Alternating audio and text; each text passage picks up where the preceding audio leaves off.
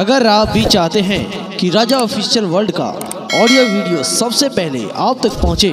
तो चैनल को सब्सक्राइब कर बेल आइकन जरूर दबाएं।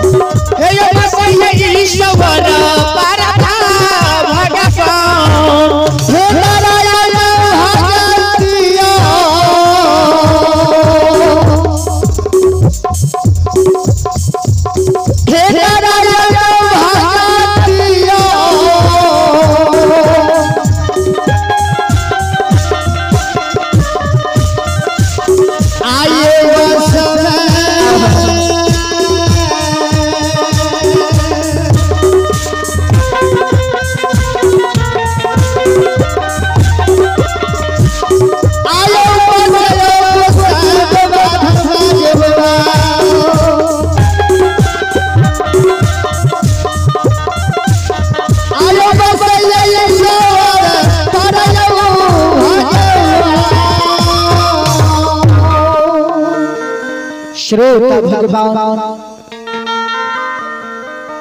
माँ बहन बाबू भैया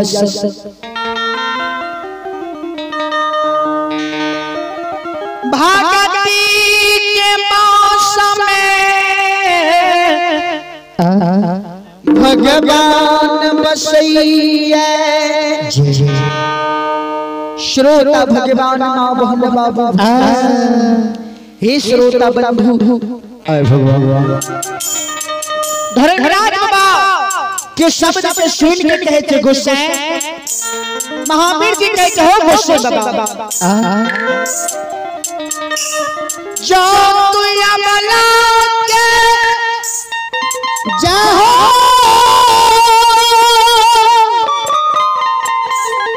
जगबैल पोपी पूर जबहो भगवान धारण करके अपने जेब से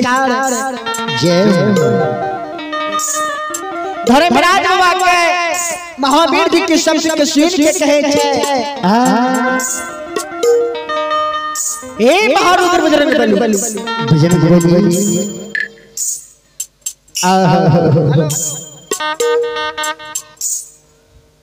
हे महावीर जी या रूप के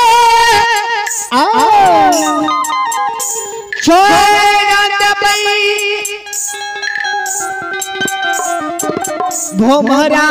के रूप धारण कैले और अबला के सिरहों में बैठ जय अबला के शब्द में हे अबला आज तू जय स्वामी मेरे पोपीपुर नगरी में 16,32 अवरण करी थू। आय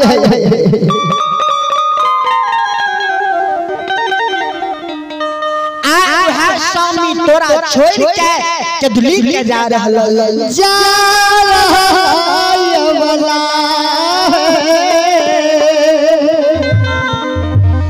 शिरोमणि श्रोता बंधु संदूर ग्राम के मां बहन बाबू भैया अबला धर्मराज बाबा महावीर जी के शब्द के सुने धर्मराज बाबा यापन रूप के छोड़ के धर्मराज रूप धारण कर ले उड़न उड़न सतलोक से मृत्यु हुआ नगर पवित्र ग्राम जा रहल उड़ाले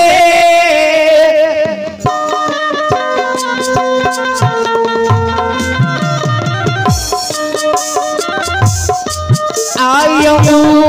उड़ाले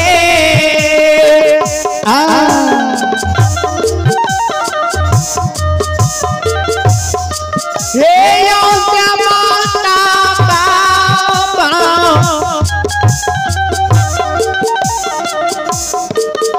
धर्मराज आज बाबा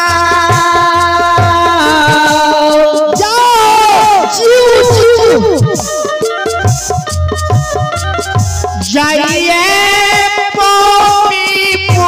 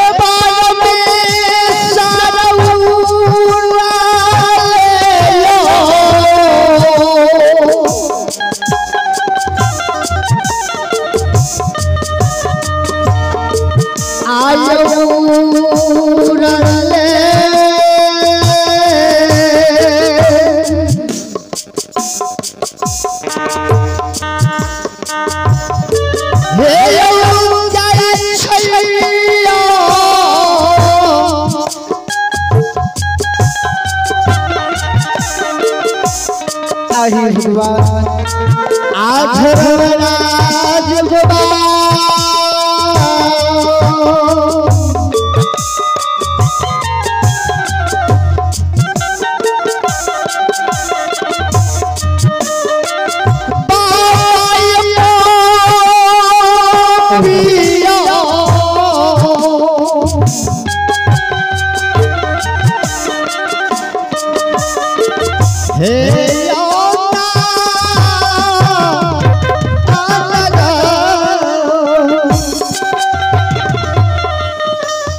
श्रोता बंधु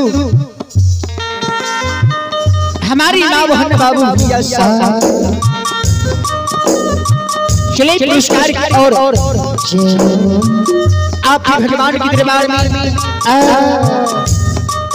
आप भाई बबलू यादव के सुपुत्र जय हो बाबू साहेब कुमार बाबा धर्मराज के दरबार में आज भगवानी के दरबार में जय हो बड़े ही उदार दिल से 11 रुपये दान आए हैं दानी की जय हो उन बच्चे को मां सरस्वती बल बुद्धि विद्या का भंडार दे भोला बाबा भंडारी को भरे रखे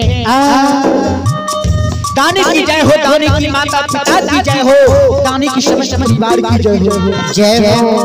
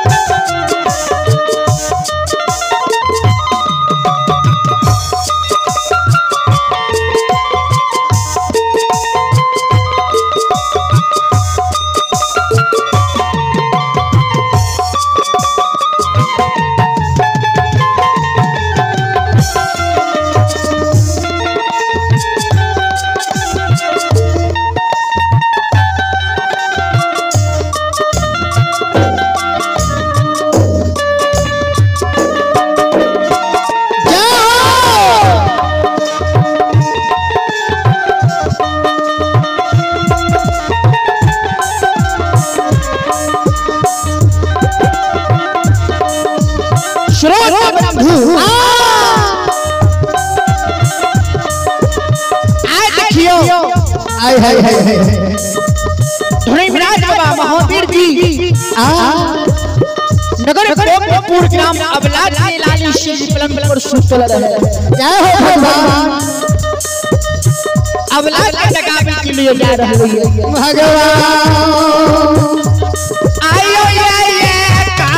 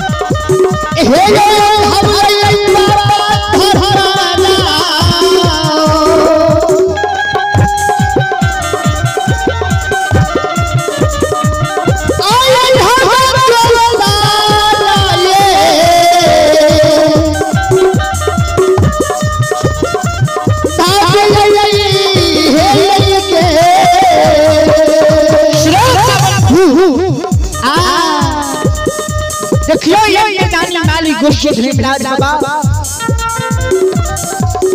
एक शब्द हवैया दोसर शब्द हवैया तेसर शब्द है गोपपुर ग्राम जोधवाद के द्वार पर पहुंच जाए। आए भगवान आयो सारे